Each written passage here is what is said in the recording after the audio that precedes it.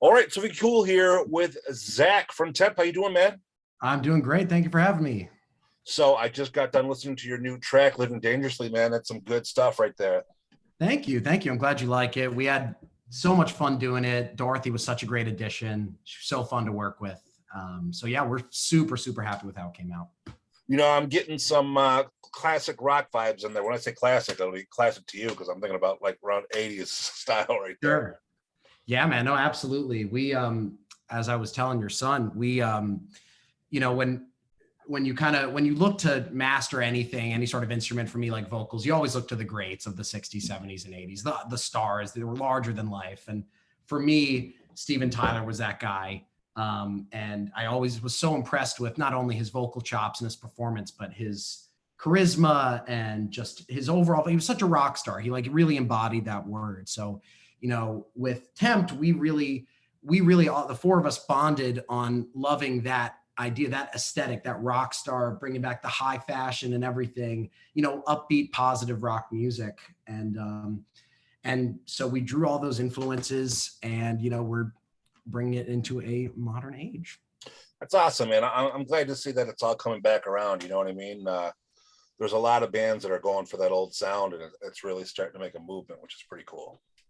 Yeah, no, exactly. We're definitely not trying to recreate anything. It's more so just, taking the influence, taking all that and elements that we love and bringing it, because we not only love that music, but are super into modern stuff, even, Dua Lipa, The Weeknd. We have so many vast interests in music. Oh, you could definitely tell that you're doing your own thing. I mean, I could see where you're influenced, but you could still see that it's modern. Oh So yeah, you're doing your thing, man. That's for sure. absolutely.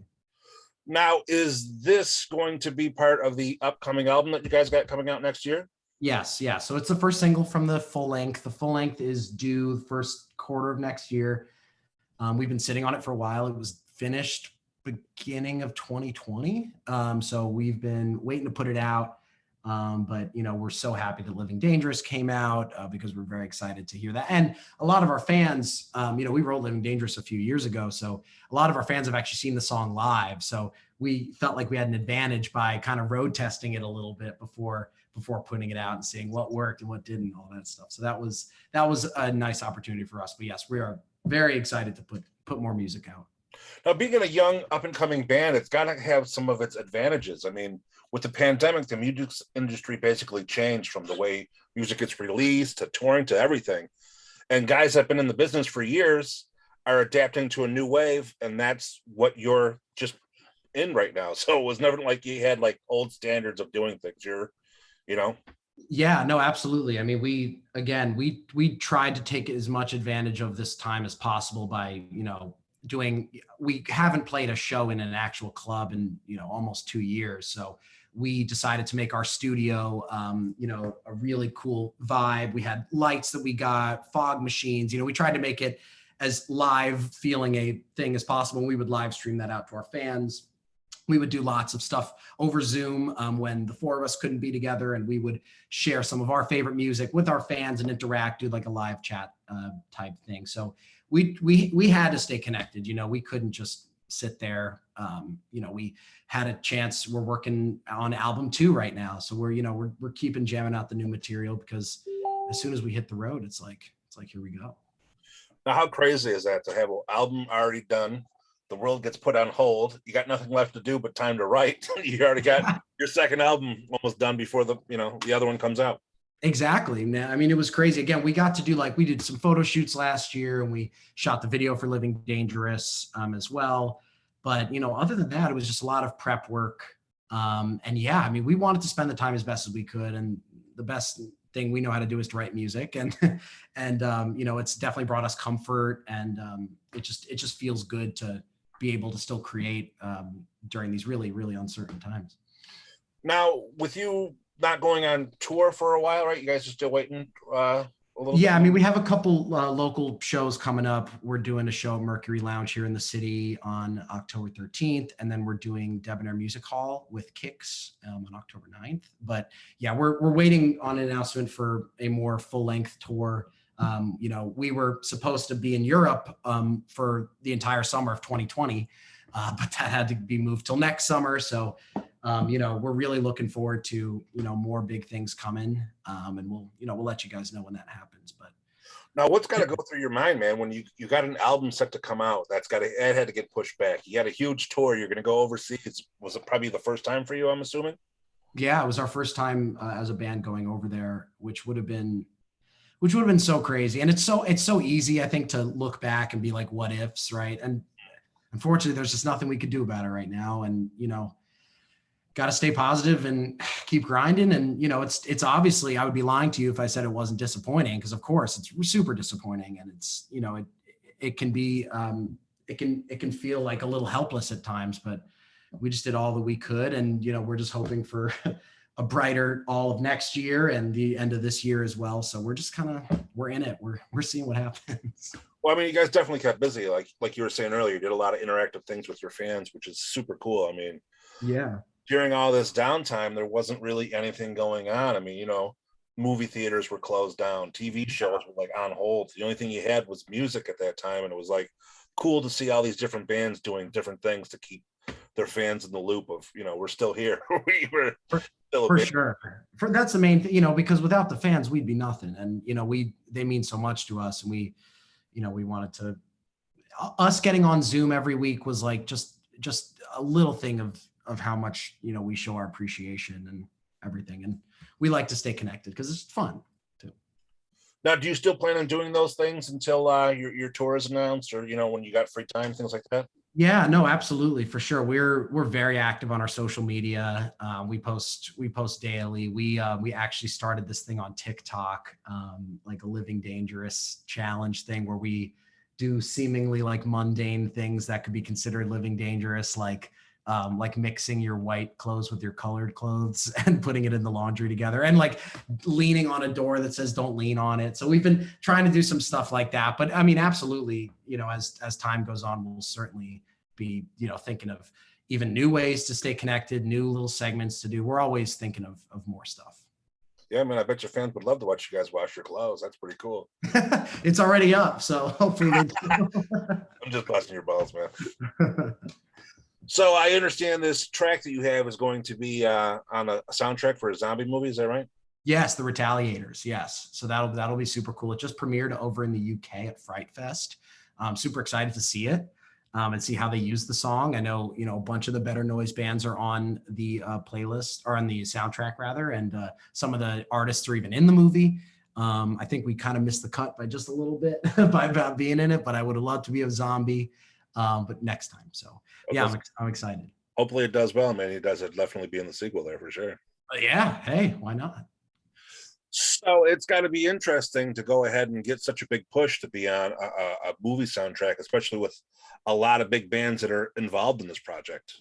Yeah, that was really, really cool. We were, I'm a big movie buff. I really love movies. So to be in a soundtrack was awesome. I also really love horror movies. So I think the song's gonna do really well. It's, it's a fun, like up-tempo song and sort of like a dark, like zombie movie. I kind of like that juxtaposition. I think that's kind of interesting, and I'm excited to see how they use it. So it was great. I'm just very excited to see the finished product. So is there a release date, do you know of, or like a festival circuit for now? I'll have to get back to you on that, but I know it's coming out later this year. Cool. Yes. Keep my eyes open for something like that. For sure. And we'll post it all on our social media when we have a definitive date. Now, the video that you shot is kind of like a trailer for the film, is that right?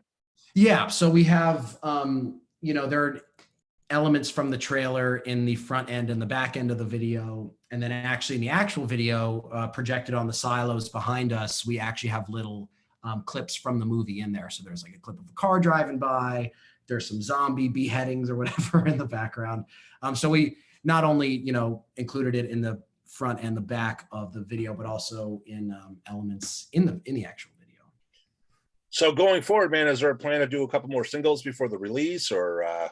Yeah, we're thinking about it. We're definitely going to release at least another, if not two more singles before the album comes out. We have some other video ideas we want to do. We are actually tomorrow shooting a video, and you'll be the first one to hear this. We actually just did a cover of one of Kanye's new songs. called Jail. So we're shooting a video for that because we like the song. We thought it'd be fun to do. So we're shooting that tomorrow. So that'll be out. So we'll be doing stuff. We have these 2 shows coming up as well. Our drummer's still recovering from a broken elbow, so we're rehabbing him back to speed. So yeah, look out, because there's definitely stuff coming up. How did your drummer break his elbow? Riding a city bike. He was on a city bike, hit a pothole, and wiped out. I wasn't there. He was alone, but yeah, just like a freak accident.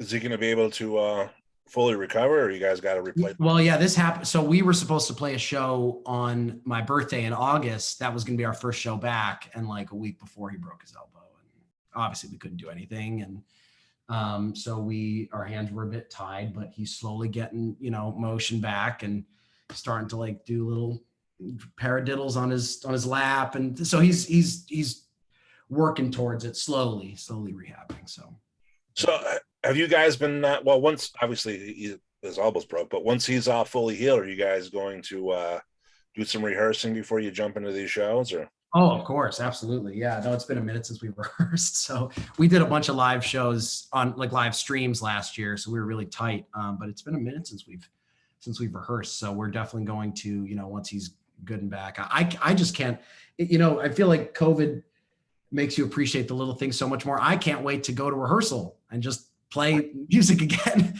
and like hear like loud guitars and drums and everything. So I'm really looking forward to that. And that'll be sooner rather than later. It's just so interesting, man, to think of all these things that you took for granted for so long, that when you get it stripped away from you, it's just so hard to think of. Wow, I can't believe.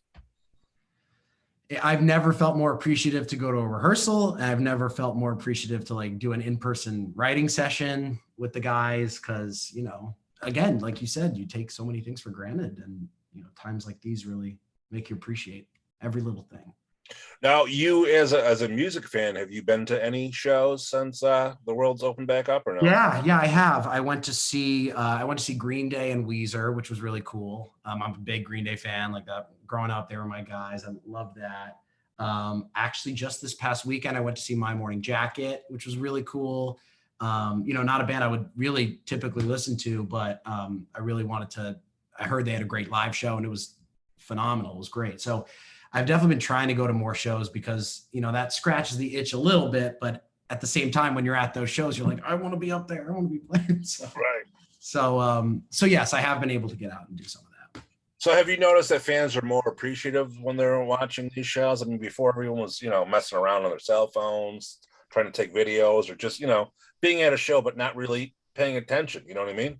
Yeah. No, I think I've definitely noticed people being more present. I think even the guy from Green Day, Billy Joe, at the beginning of a set, he was like, put your phones down. Like, we're going to be in this moment together right now. Like for the next hour and a half or 2 hours, we're going to be here together. And it seemed to work. I mean, of course, everyone, you see people have their phones out, but for the most part, it was more like hands in the air than like cell phones. So that was encouraging.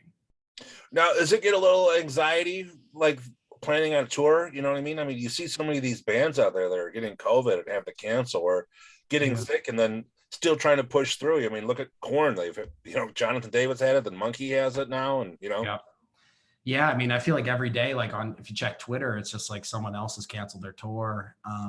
So it's I mean, of course, it's definitely just such a hard time to book anything, because I feel like if you miss 1 or 2 shows, all of a sudden, sometimes one person comes down with COVID or whatever, and you have to cancel the whole thing and end up rescheduling. And I feel like a lot of the shows that are happening now are reschedules from a couple of years back. It's crazy that it's almost been 2 years of this. So there's definitely some apprehension, but we want to make it work. There's nothing that we want to do more than hit the road and see people in person again. So we're doing everything we can to make that happen.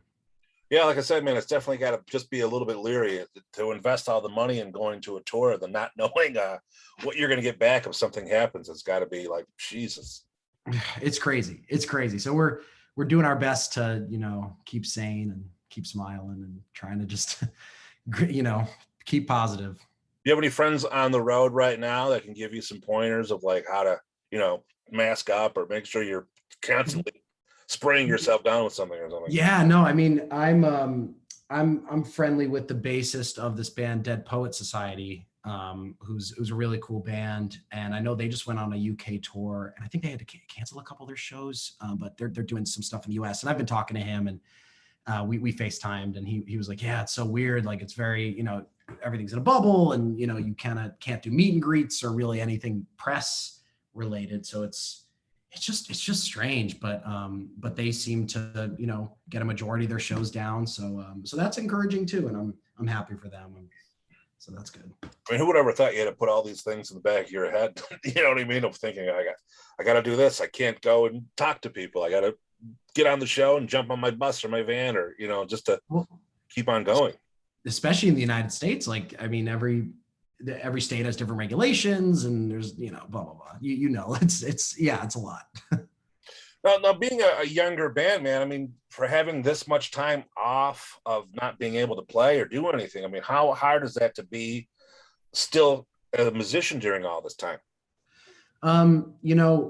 Like I said, it's really only been recently that we haven't at least gotten together in the studio and jammed. It's really since Nick broke his elbow, because before that we were still going in a couple times a week just to, dust off some older songs and try some new ones out. It's part of our writing process is not only, we record as we go. So like, we have an idea, Harrison's recording it on the guitar, putting some drums on it. I'm recording vocals, as we go. So it's not like a demo, then, final recording. We're always just recording as we're going. But another part of all that is, testing them in our rehearsal room and testing them live. So if we can't test them live, the next best thing is to test them in our rehearsal room. So that's definitely kept us sane. And again, we did a bunch of live stream shows. We did some live Q&As with our fans afterwards. So again, it really hasn't been easy, but we've tried to take it as much advantage as possible. Now, this recent time where Nick has not been able to play, that's definitely been harder. We've, been more, doing stuff like writing and getting together and, doing press things and here and that. But as soon as he's good to go, I'm very eager to get in the studio and wail again. Awesome, man. Now, on a financial standpoint, I mean, do you guys got any unique merch or anything that you guys did during this time to push through to make sure you could still get some money as a band? Well, not too much recently. I think with the new album, there will definitely be some new merch that comes out. But, to be honest, man, we really just spent the time trying to give back as much as we could. And the way we did that was by going live and doing anything we could. Like I cook because it's nice and therapeutic and I enjoy doing it. And like, I was even live streaming myself cooking and, FaceTiming with fans during it. So we really weren't focused on the merch aspect. We were more so just focused on connecting with our fans and being there for them. Cool. Now, for those that are watching, they want to know more about you guys. They want to get tickets for the couple shows that you have. They want to check out the music or hopefully see a full tour coming up from you. Where do they go? What do they do for everything? So yeah, we're on social media at Tempt Band. We're on YouTube, Facebook, Twitter, Instagram, TikTok, everything. Like I said, we post daily. So we are always active. That is the place to go. You can go to temptband.com as well. That's our website where you'll see the dates and how to get tickets and everything like that. So definitely check us out there. We're very active. We like to do it. And yeah, that's where you can get your tickets and all things Tempt. So are you going to be doing some rapping in that Kanye cover that you got? No, definitely not. No. This is one of the ones that it's called Jail. It's mostly sung, and then Jay-Z has a verse, and we obviously did not want to recreate that because how could you recreate a Jay-Z verse? Because he's Jay-Z and we're not. And I don't rap. So we put a guitar solo there instead, easy. I hear you, man. Cool. All right. It was a pleasure talking to you. I'm glad to see you guys are doing big things. And I can't wait to see what comes next out of you. Thank you so much, man. Absolutely. Take care. All right, man. Thanks, guys. Have a good night. You too. Take care. Thank you. Bye. See you soon, Zach. Later.